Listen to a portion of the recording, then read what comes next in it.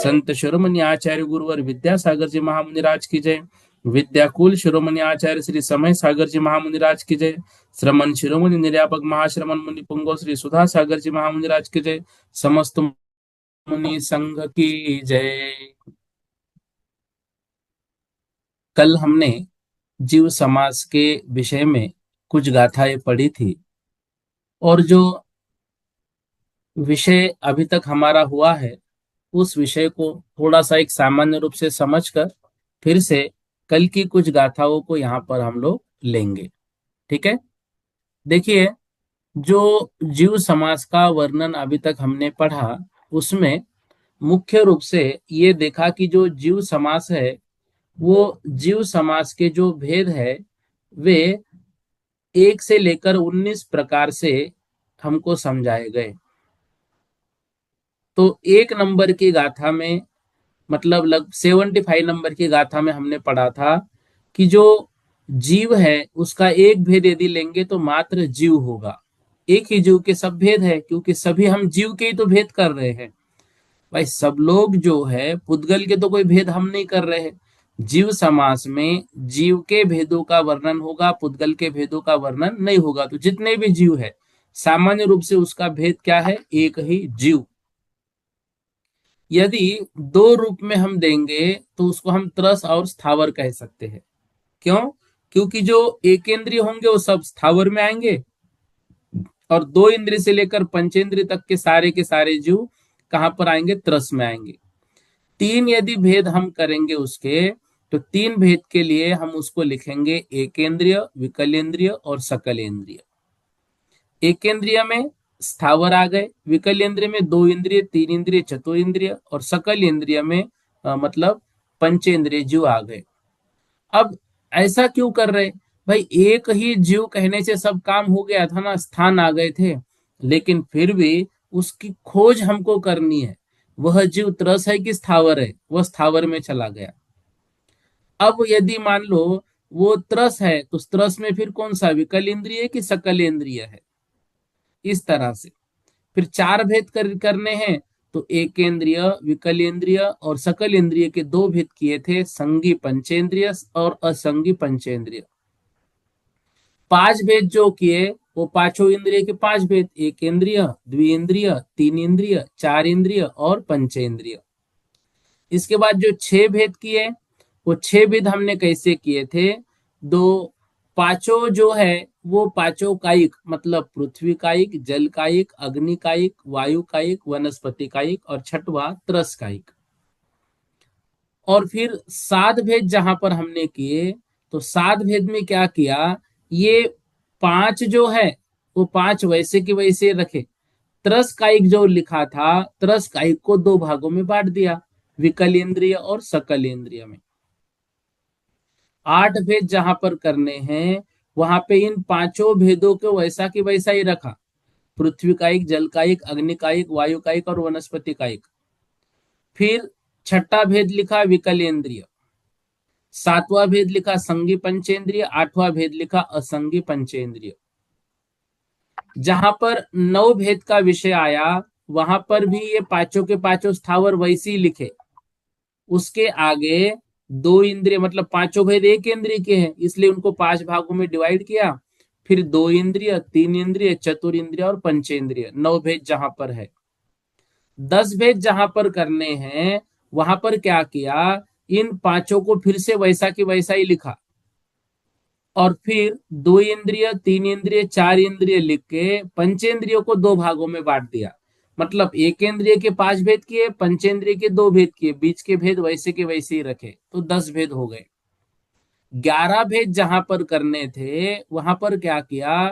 पांचों भेदों को फिर से वैसा की वैसा ही रखा, लेकिन इन पांचों भेदों को बादर और सूक्ष्म के दो भेद से क्या कर लिया, गुणित कर लिया। तो पांचों भेदों के बादर और सूक्ष्म के रूप में जब दो भेद हम करेंगे तो क्या हो जाएगा, इनके 10 भेद हो जाएंगे। अब 10 भेद हो गए, फिर 11वां भेद आएगा सकल इंद्रिय, 12वां भेद आएगा विकल इंद्रिय, या फिर 11वां भेद विकल इंद्रिय और 12वां भेद सकल इंद्रिय, ऐसा भी कर सकते, कोई दिक्कत नहीं। 13 भेद जो आएंगे उसमें इन पांचों को भी वैसा के वैसा रखा, ठीक है। फिर पांचों को वैसा रख के इनको सूक्ष्म और बादर के भेद से दो भागों में डिवाइड किया तो 10 भेद हो गए। अब विकल इंद्रिय का एक ही रखा, लेकिन सकल इंद्रिय को जो है दो भागों में बांटा, संगी पंचेंद्रिय असंगी पंचेंद्रिय, तो 13 भेद हो गए। जब 14 भेद की बात आई तो इन पांचों भेदों को पृथ्वी जल अग्नि वायु और वनस्पति, पांचों के भेद वैसे के वैसे रखे। बादर और सूक्ष्म के दो भेद करने से फिर से ये 10 हो गए। फिर विकल इंद्रिय को आप तीन भागों में बांटा, द्विइंद्रिय तीन इंद्रिय चतुर्इंद्रिय, और पंचेंद्रिय को वैसा ही रखा, तो ये टोटल 14 भेद हो गए। 15 भेद की जहां पर बारी आई, फिर से जो पांचों इंद्रिय मतलब एक इंद्रिय जो है पृथ्वी जल अग्नि वायु वनस्पति, इन पांचों को सूक्ष्म और बादर के भेद से दो भागों में डिवाइड किया, 5 दूनी 10 हो गए। विकल इंद्रियों को तीन भेदों में बांटा, तो 10 और तीन 13। पंचेंद्रिय के पुनः दो भेद किए, असंगी पंचेंद्रिय और संगी पंचेंद्रिय, इस तरह से इनके 15 भेद हो गए। 16 भेद जब हमें निकालने हैं तो अब थोड़ा सा यहाँ पे परिवर्तन किया। सागर भैया जी थोड़ा सा आप भी ध्यान दीजिएगा। देखो, परसों की कक्षा में थोड़ा सा गांव की तरफ जाने के कारण आवाज भी कम आ रही थी, रेंज छूट रही थी, इसलिए थोड़ा सा उसमें स्पीड से लिया। लेकिन जो भी विषय समझो समझ में नहीं आया या जो आपने प्रश्न पूछा उसके तो उत्तर भेजता ही हूं मैं। समझो व्हाट्सएप पे नहीं कुछ भेजे तो वो प्रश्न यदि अच्छे तो उसको कक्षा में लेता हूँ। ऐसा कभी नहीं हो रहा है कि भागा जा रहा है। देखो, सिलेबस तो हम कर ही रहे हैं लेकिन समझ के। हाँ, कुछ गाथाओं को जो संख्या के रूप में आएगी, और वह संख्या यदि मान लो अभी हमारे लिए जैसे कठिन है या फिर वो परीक्षा की दृष्टि से नहीं है, तो उसको एक सामान्य रूप से समझ के हम आगे बढ़ेंगे, उसको डिटेल में नहीं जाएंगे। लेकिन जो आवश्यक विषय है उसको लेते हुए चल रहे हैं। मेरे ख्याल से तो हम कुछ कट नहीं कर रहे हैं। हाँ, कहीं कहीं पर हो सकता है कि एक आध बार बोलने की स्पीड बढ़ गई हो, तो आप उसको दूसरे दिन बोलिएगा मुझे कि ये यहाँ पर थोड़ी स्पीड बढ़ गई थी, यहाँ समझ में नहीं आया, तो फिर मैं ले लूंगा। ऐसा कभी भी गड़बड़ का काम नहीं है। होता क्या है, मान लो चार पांच गाथाओं के विषय में सोच रखा है, फिर वो विषय सामने आ गया तो फिर वो बोला जाता है। अब ये पृथ्वी जल अग्नि वायु और वनस्पति, अब ये याद ही है, इसलिए इसको थोड़ा स्पीड में बोला जाता है, बाकी कुछ नहीं है। ऐसा कोई भी विकल्प मत करना कि सिलेबस कंप्लीट करने के लिए भागा जा रहा है करके, ऐसा कुछ नहीं हो रहा है, ठीक है। और आपको वक्त भी देता हूं मैं। हाँ, एक आध दिन वक्त यदि देने को नहीं मिला तो दूसरे दिन फिर सबको बोलता हूँ भाई आप सब पूछो। फिर क्लास 8 सवा 8 तक भी चल रही है, ठीक है ना। तो बिल्कुल निश्चिंत होकर निर्विकल्प होकर स्वाध्याय करना है। अब देखो, 16 भेद की जब बात आई तो परिवर्तन क्या हुआ। अभी तक हम क्या कर रहे थे, पृथ्वी जल अग्नि वायु और वनस्पति, इन पांच भेदों को बादर और सूक्ष्म में बांट रहे थे, ठीक है। अब क्या किया, जो वनस्पति कायिक जीव है, वनस्पति कायिक जीव दो प्रकार के होते हैं, एक साधारण वनस्पति और एक प्रत्येक वनस्पति। साधारण वनस्पति किसे कहते हैं, जहां पर एक ही शरीर के अनेक स्वामी हो उसको कहते हैं साधारण शरीर। और प्रत्येक वनस्पति जहां पर एक शरीर का एक ही स्वामी है उसको कहते हैं प्रत्येक वनस्पति। अब ये कौन से हैं ये खुद आगे आएगा, इसलिए उसके भेद में हम नहीं जा रहे हैं। लेकिन सामान्य रूप से समझिए, जो आलू वगैरह होते हैं ना, आलू, अब थोड़ा सा विषय आलू को लेंगे तो सूक्ष्म में जाता है, फिर भी समझिए, आलू जो है वह साधारण है कि प्रत्येक है। जब इसके डिटेल में जाते हैं तो एक आलू को यदि हम लेंगे, एक आलू, इसको प्रत्येक वनस्पति में लिया जाता है। लेकिन आलू के एक कण में असंख्यात साधारण शरीर होते हैं और एक साधारण शरीर में अनंत सूक्ष्म जीव भरे हुए रहते हैं। एक कण की बात चल रही है। तो साधारण शरीर में जिसके स्वामी अनंत हो। अब प्रत्येक वनस्पति जो भी फल होता है ना, उसका वो एक ही स्वामी होता है, उसको प्रत्येक कहते हैं। मान लो आलू के विषय में अभी जो मैंने बोला, कंफ्यूजन हो, हम इसको फिर आगम के अनुसार लेंगे, वहां समझाया जाएगा आपको। लेकिन ये बड़ा गहन विषय। देखो, आलू को एक हिसाब से जब हम लेते हैं तो है वो प्रत्येक वनस्पति, लेकिन आलू के एक एक कण में साधारण शरीर है और उन साधारण शरीर में अनंत आत्माएं होती है, ये बस समझना। तो वनस्पति को दो भागों में बांटा जाता है, प्रत्येक और साधारण। अब अभी अभी तक हमने पृथ्वी, जल, अग्नि, वायु और वनस्पति ऐसे पांच भेद करके प्रत्येक को बादल और सूक्ष्म भेद में बांटा था। अब हम क्या कर रहे हैं, पृथ्वी का एक, जल का एक, अग्नि का एक, वायु का एक, वैसा ही रख रहे हैं। वनस्पति का एक के जो साधारण है उसको दो भागों में बांट रहे हैं। कौन से? नित्य निगोद और इतर निगोद। अब इनके मतलब अब छह भेद हो गए, पृथ्वी, जल, अग्नि, वायु, चार, नित्य निगोद साधारण, इतर निगोद साधारण। ये छह, छह को दो भागों में बांटा, सूक्ष्म और बादर। कितने भेद हो जाएंगे? ये 12 भेद हो जाएंगे। 13वां भेद प्रत्येक वनस्पति, 14वां भेद विकलेंद्रिय, 15वां भेद असंगी पंचेंद्रिय, 16वां भेद संगी पंचेंद्रिय। जहां पर बात 17 भेद की हो रही है, वहां पर पृथ्वी और जो है जल, अग्नि, वायु, नित्य निगोद, इतर निगोद। अब इनको फिर से बादल और सूक्ष्म में बांटा तो ये 6 दूनी 12। प्रत्येक वनस्पति हुई 13 नंबर पर, 14 नंबर पर द्विइंद्रिय, 15 नंबर पर तीन इंद्रिय, क्योंकि ऊपर विकल इंद्रिय लिया था, यहां पर विकल इंद्रिय को भी भेद में बांटा। और फिर 16 नंबर पर चतुरिंद्रिय और 17 नंबर पर पंचेंद्रिय। 18 भेदों में ये भेद जैसे कि वैसे ही लिखेंगे, बस पंचेंद्रिय को दो भागों में बांटा जाएगा, संगी और असंगी, तो 18 भेद हो जाएंगे। 19 भेद में पृथ्वी, जल, अग्नि, वायु, पांचवा भेद नित्य निगोद साधारण, इतर निगोद साधारण। इतर निगोद का ही दूसरा नाम चतुर्गति निगोद भी है। ये छह भेदों को सूक्ष्म और बादर के में से गुणित कर लिया तो 12 भेद हो गए। प्रत्येक वनस्पति को भी दो भागों में बांटा जाता है, प्रत्येक वनस्पति प्रतिष्ठित, प्रत्येक वनस्पति अप्रतिष्ठित। तो 12 ये, 13वां प्रत्येक वनस्पति प्रतिष्ठित, 14वां प्रत्येक वनस्पति अप्रतिष्ठित, 15वां भेद द्विइंद्रिय, 16वां भेद त्रिइंद्रिय, 17वां भेद चतुरिंद्रिय, 18वां भेद संगी पंचेंद्रिय और 19वां असंगी पंचेंद्रिय। 18 और 19 इन दो भेदों में अंतर क्या आया?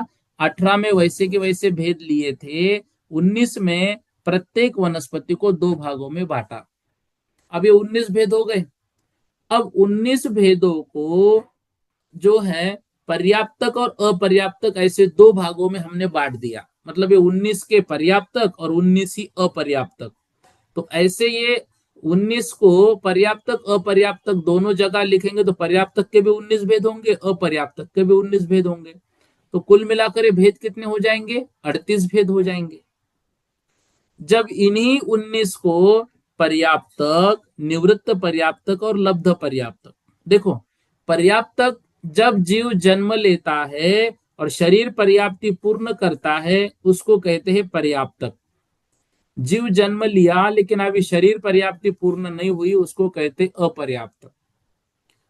अपर्याप्त दो प्रकार का होता है, एक कहलाता है निवृत्त पर्याप्तक, दूसरा कहलाता है लब्ध पर्याप्तक। निवृत्त पर्याप्तक मतलब शरीर पर्याप्ति अभी पूर्ण नहीं हुई लेकिन वो नियम से करने ही वाला है, वो कहलाता है निर्वृत्त पर्याप्तक। और लब्ध पर्याप्तक वो होता है जिसकी शरीर पर्याप्ति पूर्ण हुई नहीं है और पूर्ण होगी भी नहीं। अब 19वें जो ऊपर के 19 भेद हुए थे, उन 19 भेदों को पर्याप्तक और अपर्याप्तक में बांटा तो 38 भेद हो गए। उन्हीं 19 भेदों को पर्याप्तक, निवृत्त पर्याप्तक और लब्ध पर्याप्तक ऐसे तीन भेदों में बांटा तो 19 गुणित 3 57 भेद हो जाते हैं। ठीक है। इस तरह से जो है हमने अभी तक का वर्णन पढ़ा। अब देखो, जो कल लास्ट की गाथा हमारी हुई थी 79 नंबर की, अब उसमें दिया था इगी वन्नम इगी विगले, इगी वन्नम इगी विगले असन्नि सन्निय गय जल थल खगानम। अब जो है, जो इसको सामान्य रूप से एक अर्थ तो समझो पहले, फिर मैं समझाता हूं। तिर्यंच गति में एकेंद्रिय एवं विकलेंद्रिय संबंधी 51 भेद होते हैं। कर्म भूमि या गर्भस्थ तिर्यंचों में जलचर, थलचर और नभचर, सैनी एवं असैनी पर्याप्तक, निवृत्त पर्याप्तक की अपेक्षा 12 तथा सम्मूर्छन तिर्यंचों में लब्ध पर्याप्तक भी होने से 18 भेद। इस प्रकार पंचेंद्रिय कर्म भूमि जो के तिर्यंचों के 30 भेद, भोग भूमियों के थलचर नभचर तिर्यंचों में पर्याप्तक, निवृत्त अपर्याप्तक की अपेक्षा 4 भेद। इस प्रकार तिर्यंच गति संबंधी कुल 85 भेद होते हैं। भोग भूमि में जलचर, सम्मूर्छन तथा असंज्ञ जीव नहीं होते हैं। इस गाथा के विषय में मतलब जो है थोड़ा सा समझ में नहीं आया था, कोई बात नहीं है। इस गाथा को एक बार फिर से हम ले रहे हैं ताकि सभी को ये विषय समझ में आ जाए। गाथा नंबर देखिए 79। ठीक है। हाँ, अब ये 79 नंबर की गाथा क्यों समझ में नहीं आई, इसका कारण ये है, इसको दो गाथा के रूप में वर्णन है ये, कुछ 79 में है, कुछ 80 में है। तो दोनों गाथा एक बार लेते हैं, फिर आपको विषय समझ में आ जाएगा। 79 के पहले तक यदि कोई आपको दिक्कत है तो वो पूछिए। 79 को और 80 नंबर की गाथा को, ये जलचर थलचर नवचर को मैं फिर से दोबारा आज लूंगा तो समझ में आ जाएगा। उसके पहले तक जो पढ़ा, यदि इसमें से कोई प्रश्न हो तो आप पूछिए। सागर भैया, कोई प्रश्न है? किसी का भी कोई भी प्रश्न हो, जो अभी तक के भेद हमने पढ़े, मतलब 19 भेद निकालते यदि नहीं आ रहे हैं तो आप पूछ सकते हैं। 19 भेद निकालते आना चाहिए, फिर हम आगे के विषय ले लेंगे। है किसी को दिक्कत?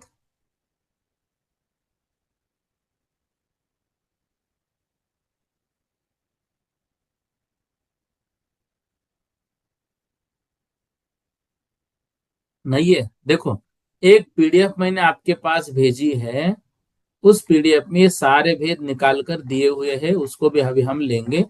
हाँ, शोभा दीदी जी पूछिए, आपको क्या दिक्कत है? भैया रिकॉर्डिंग नहीं मिल रही ना, मेरे को रिकॉर्डिंग नहीं दे कर रहे क्या आप लोग? ये रिकॉर्डिंग जो है ना, मैं शुभम को बोल बोल के थक गया, वो वहां से भेजने वाले हैं। मैं एक बार बात करता हूँ उससे, ठीक है ना? हाँ, क्योंकि हमारा कभी मिस होता है तो फिर हाँ, रिकॉर्डिंग नहीं पे नहीं, पड़ा ही ठीक है ना, रहता बराबर है। वो वहां से एक्चुअली क्या है, मैं ले रहा हूँ जालना महाराष्ट्र से क्लास, और रिकॉर्डिंग सांगानेर है। के क्लास पे होती है। ठीक है। अच्छा। हाँ हाँ। अनिता दीदी जी, आपको कुछ पूछना है क्या? हाँ भैया जी, हम्म। ये जो आपने पीडीएफ भेजती भेजी है, पर इस व्हाट्सएप पे नहीं भेजी कि हमारे पास नहीं है। मतलब जो आपने अभी पढ़ाया ना, ये जो 30 सूत्र के बाद में जो क्वेश्चन की पीडीएफ भेजी है बाद में, वो हमारे पास नहीं आई है। आप सप्तम वर्ष के ग्रुप पे है क्या? जी भैया जी। तो अभी मैंने जस्ट क्लास शुरू होने के 1 मिनट पहले भेजी है। अच्छा भैया जी, अच्छा अच्छा अच्छा, हाँ ठीक है भैया जी, अभी देखेंगे, फिर देखेंगे, हाँ ठीक है। हाँ। हाँ, देखिए, अब जो है विषय को हमें 79 नंबर और 80 नंबर की गाथा को पढ़ना है। इन दो गाथाओं को फिर से ले रहा हूं ताकि आपको अच्छे से समझ में आ जाए। देखिए, एक बार उच्चारण हमने 79 का कर लिया था, एक बार 80 नंबर की गाथा का उच्चारण करेंगे, फिर दोनों गाथाओं को साथ में ले लेंगे। देखिए, 80 नंबर की गाथा है आपके स्क्रीन पर। अज्जवमलेच्छ मनुये,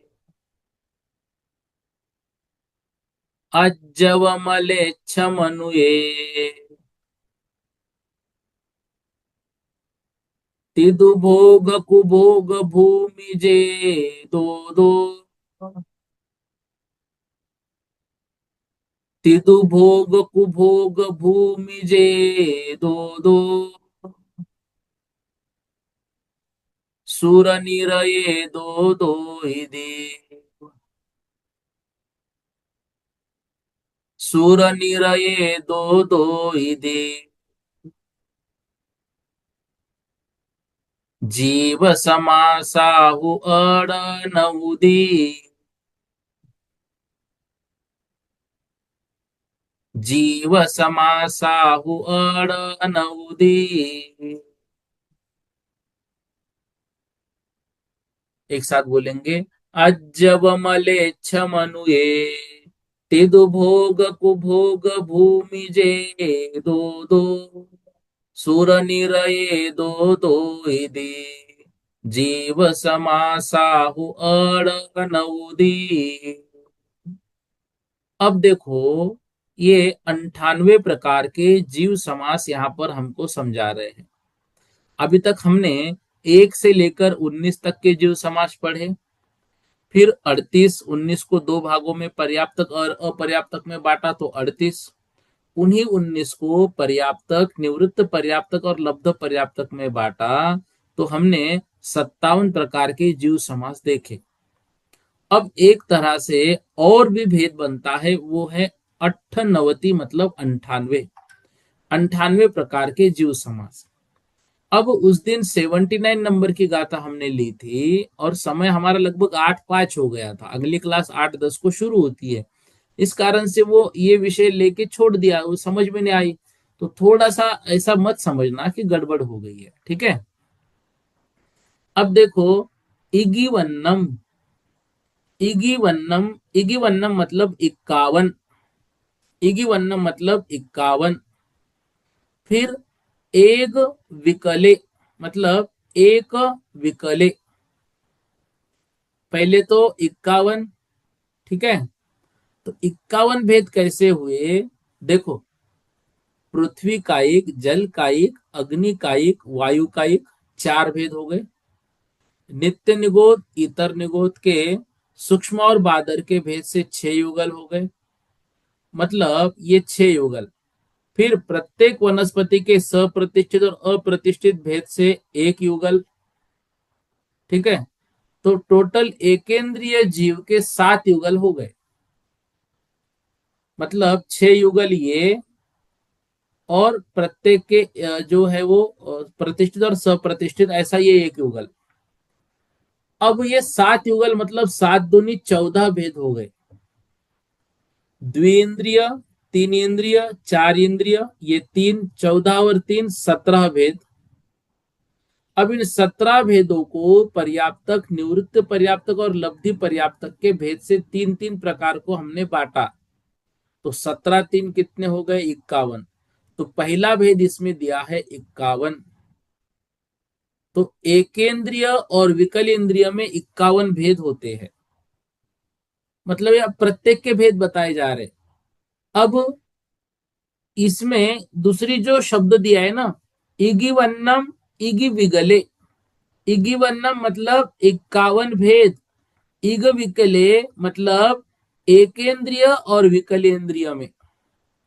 इगी विगले का अर्थ क्या होता है, एकेंद्रिय और विकलेंद्रिय में। सीधी सीधी बात, पहले दो शब्दों से हमें 51 प्रकार के भेद बताए जा रहे हैं, जो किसके होते हैं, एकेंद्रिय और विकलेंद्रिय के। सभी लोग ध्यान से समझो, दो ही शब्द 79 नंबर की गाथा के पहले दो ही शब्द क्या अर्थ बता रहे हैं, इगी वन्नम मतलब 51 भेद होते हैं, इगी विगले मतलब किसके, एकेंद्रिय और विकलेंद्रिय के।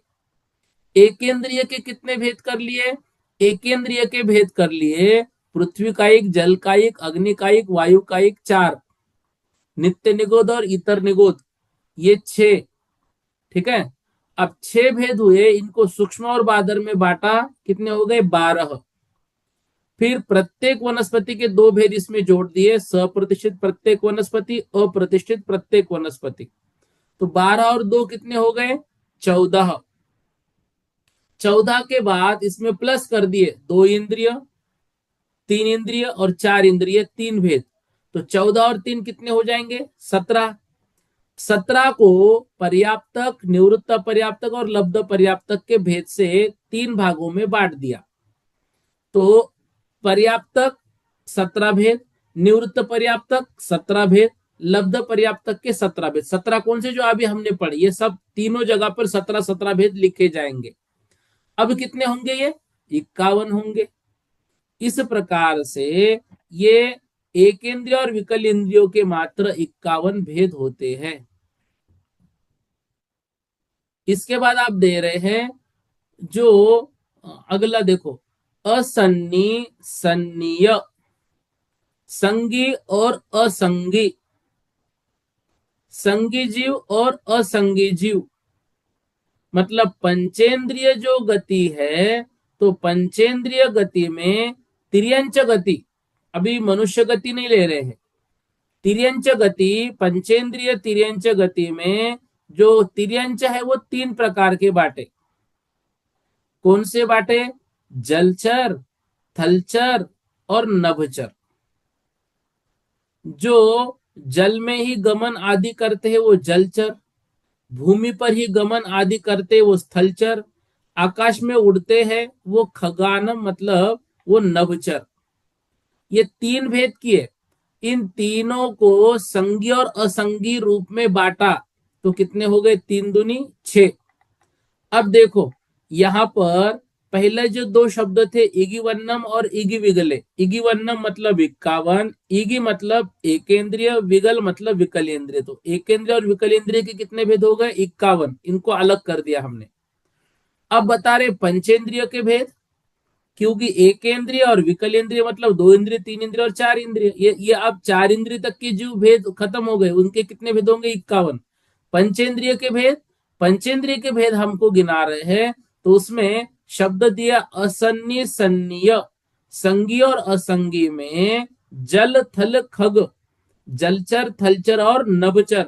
ऐसे इन तीनों को सन्नी और असंगीगत मतलब जलचर संगी, जलचर असंगी, थलचर संगी, थलचर असंगी, नभचर संगी, नभचर असंगी, ऐसे भेदों में जब बांट दिया तो फिर ये 6 भेद इनके हो गए। ठीक है, पंचेंद्रिय के, पंचेंद्रिय भी तिर्यंच के। ठीक है, ये 6 हुए। फिर इन 6 के भी 2 भेद और होते हैं। कौन से? 6 भी गर्भज और सम्मूर्छन होते हैं। अब देखो इसके 79 नंबर की दूसरी लाइन, गब्भ भवे सम्मुच्छे। अब इन्हीं 6 को जब हम गर्भज और सम्मूर्छन के भेदों में बांट देते हैं, क्योंकि जो पंचेंद्रिय तिर्यंच है वो जलचर, थलचर, नभचर तो है, लेकिन इसके साथ गर्भज भी है और सम्मूर्छन भी है। ठीक है, तो ये 6 के गर्भज और सम्मूर्छन होते हैं। अब गर्भज में पर्याप्त और अपर्याप्त, गर्भज में पर्याप्त और निवृत्त पर्याप्तक, ये 2-2 भेद होते हैं। तो इनके ये 12 हो गए। मतलब ये 6 में पर्याप्त गर्भ, 6 में भी पहला गर्भ लिया।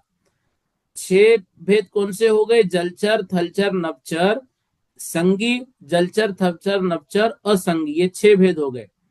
6 में पहला गर्भज लिया तो गर्भज, जलचर, संगी, गर्भज, थलचर, संगी, गर्भज, नभचर, संगी, गर्भज, जलचर, असंगी, गर्भज, थलचर, असंगी, गर्भज, नभचर, असंगी, ये 6 भेद हो गए।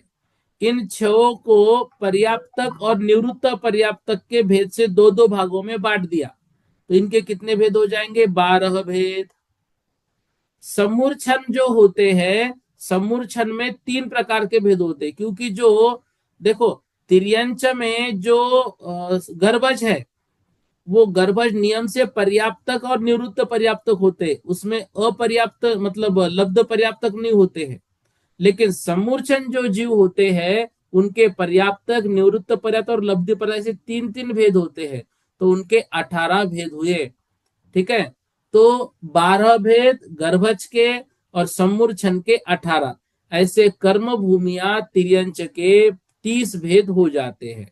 ठीक है, अब देखो पहली 79 नंबर की गाथा, इगी वन्नम 51 भेद, एकल इगी और विगले एकेंद्रिय और विकलेंद्रियों के, ये 2 शब्द हो गए।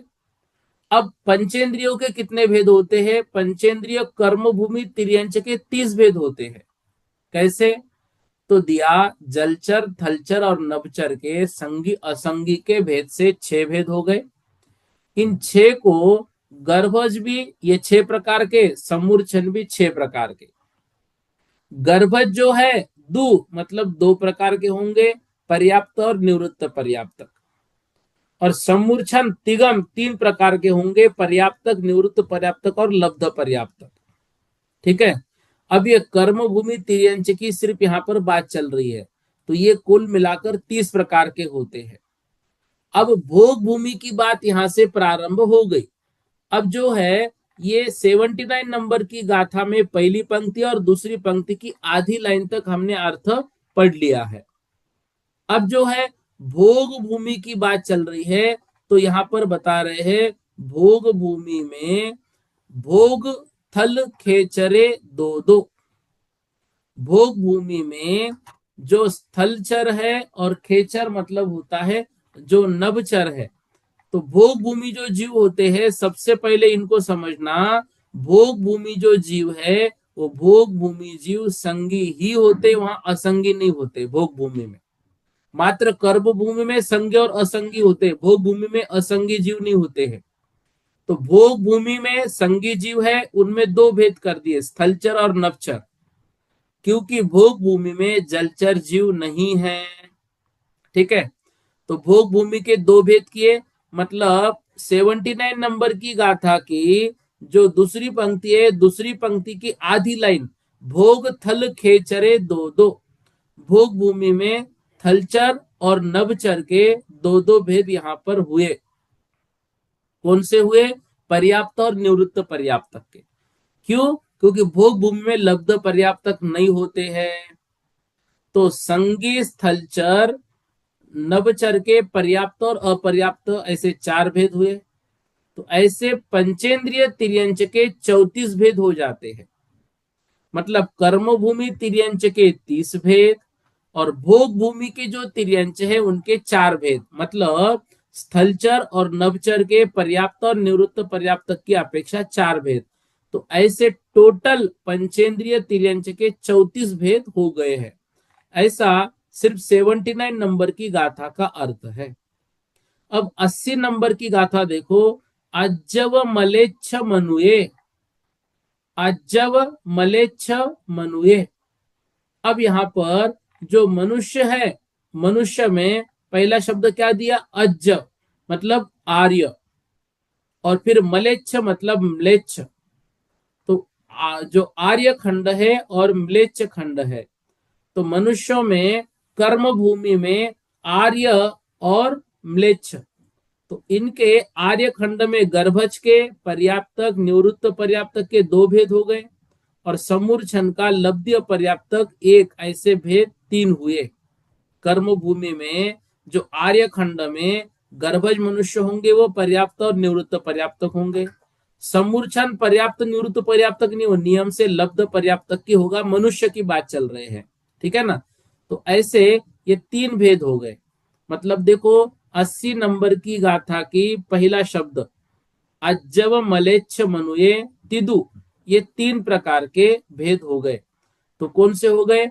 जो जो आर्य खंड है उसके मनुष्यों के, जो गर्भज है उसका कौन सा जन्म हो, मतलब वो पर्याप्त और निवृत्त पर्याप्तक, और जो समूर्छन है उनके जो है वो लब्ध पर्याप्तक। ऐसे जो मतलब मनुष्य है, मनुष्यों में कर्म भूमि के आर्य खंड में गर्भज के पर्याप्त निवृत्त पर्याप्तक 2 और समूर्छन का लब्धि पर्याप्तक, ऐसे 3 भेद हो गए। म्लेच्छ खंड में वहां पे जो है समूर्छन की बात नहीं होती है, वहां म्लेच्छ खंड में सिर्फ गर्भज ही होते हैं। उसके पर्याप्त और निवृत्त पर्याप्तक ऐसे 2 भेद होते हैं। ठीक है। तो ये आर्य खंड के 3 और म्लेच्छ खंड के 2 मनुष्यों के भेद। पुनः भोग भूमि और कुभोग भूमि, इन दोनों में गर्भज ही होते, वहां समूर्छन नहीं होते हैं। तो उनके पर्याप्तक और निवृत्त पर्याप्तक की अपेक्षा से 2 भेद हो गए, और 4 भेद जो मनुष्य गति में, मतलब देखो टोटल मनुष्य गति में 9 भेद हो जाएंगे। कैसे?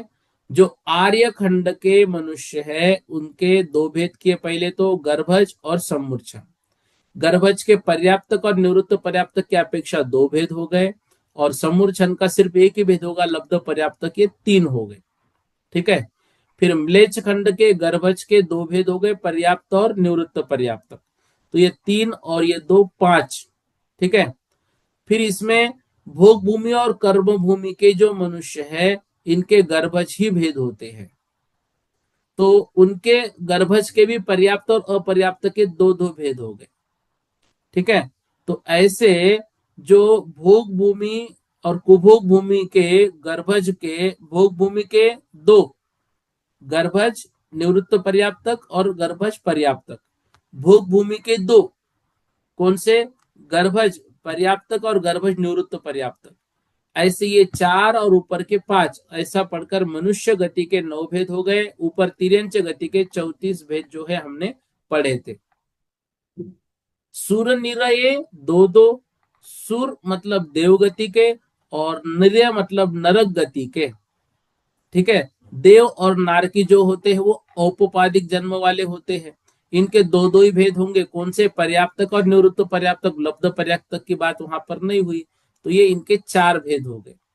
इस तरह 4 गतियों में पंचेंद्रिय के जीव समास के 47 स्थान होते हैं। मतलब इसमें तिर्यंच के 35 पकड़े, मनुष्य और कर्म भूमि और भोग भूमि के, और जो मतलब मनुष्य गति आर्य और म्लेच्छ खंड जो पकड़े थे, तो आर्य और म्लेच्छ खंड के जो भेद है वो भोग भूमि के बाद सिर्फ आर्य खंड मतलब कर्म भूमि की जो बात हुई, तो कर्म भूमि के मनुष्यों के गर्भज के पर्याप्त, निवृत्त पर्याप्तक और समूर्छन ऐसे 3, फिर म्लेच्छ खंड के गर्भज पर्याप्त और अपर्याप्तक ऐसे 2, 3 और 2, 5। भोग भूमि और कुभोग भूमि में गर्भज के पर्याप्तक अपर्याप्तक के 2-2 भेद ऐसे पकड़ के 4 या 9 भेद हो जाते हैं।